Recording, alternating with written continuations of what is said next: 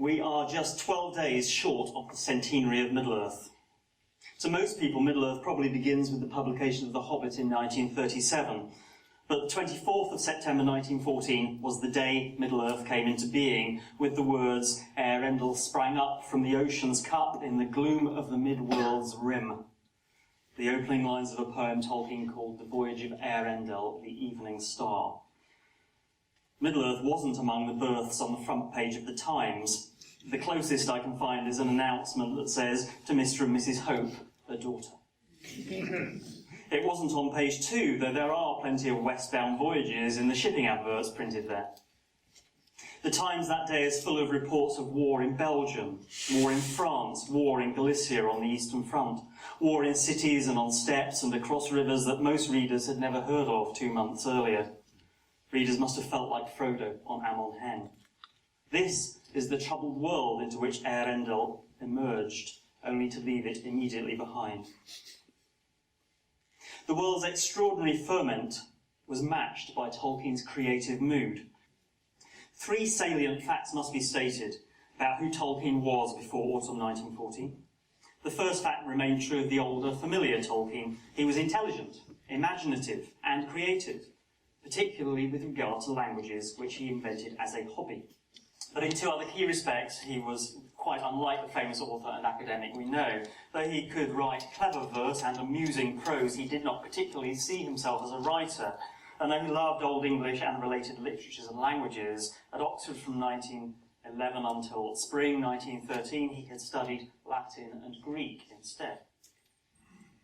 Tolkien had soon grown bored with the Oxford course in classics. In his first year, he only borrowed 1 classics title from the library at Exeter College, and he was certainly more interested in the 2 other books he also borrowed that same day, the 25th of November 1911, The English Dialect Grammar by Joseph Wright, and a pioneering Finnish grammar by Sir Charles Eliot.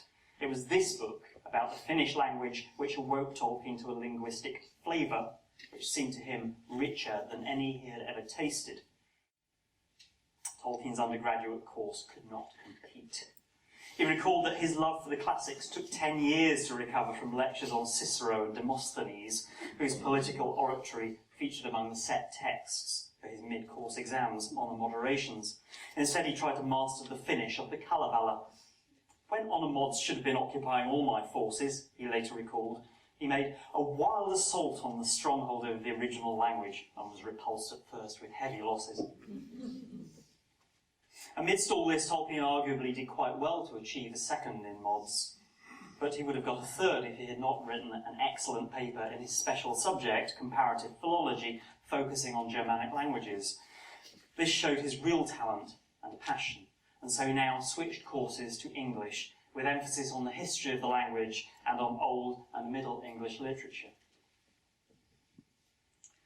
Comparative philology involved comparing elements in English and its related languages, Gothic, Old Norse, Old High German and others, to reconstruct their common origins in the unrecorded Germanic languages from which they had all sprung. Of particular interest to philologists of the era were names in legend. Where did they come from? By comparing the legends of different Germanic peoples, was it possible to reconstruct the beliefs of their common ancestors who had lived before any such traditions were actually written down? Scholars had applied the process to the name Eärendil in the Old English poem Christ. The imaginative Tolkien yearned for more than could be precisely discovered by philology.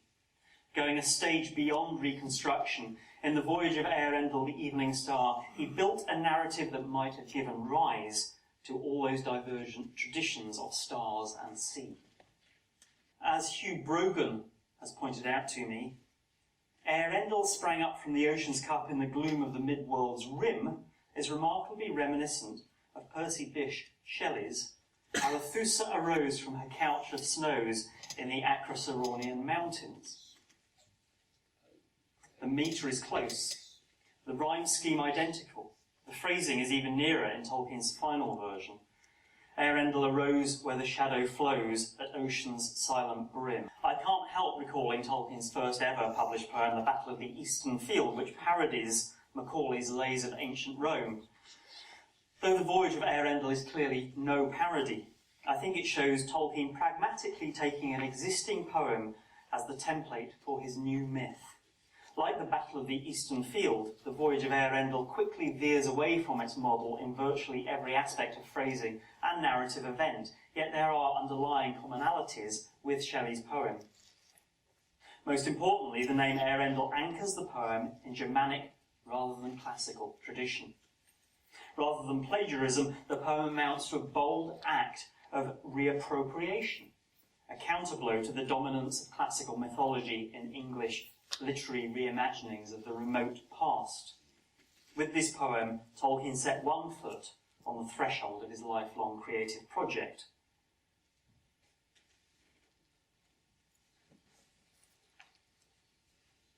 The other footfall came in something else he was writing that autumn, the story of Colorvo, his prose retelling of a tale from the Kalevala.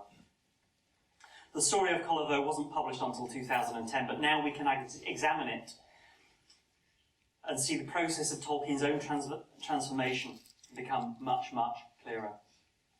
The names in the story of Colorvo are the strongest indicator of what lay ahead for Tolkien. Most extraordinary of all, as the story progressed, he began to replace the original Finnish Kalevala names with names which sound convincingly Finnish, yet are entirely his own invention. And that invention was the beginnings of the language Tolkien soon called Quenya. What can Tolkien have been thinking? Surely he did not mean to fool anyone that Sari Honto, Wanona, etc. were actually Finnish, if he envisaged his story of Colorvo having an audience anyway. He cared too much about hard linguistic facts to try and con people like that. Nor can he have meant to pluck the events of the story completely out of their Finnish context. Otherwise, he would not have persisted in using genuine Kalevala names, including Colorvo itself, alongside these invented ones. Or at least he cannot quite have meant to pluck those events loose yet.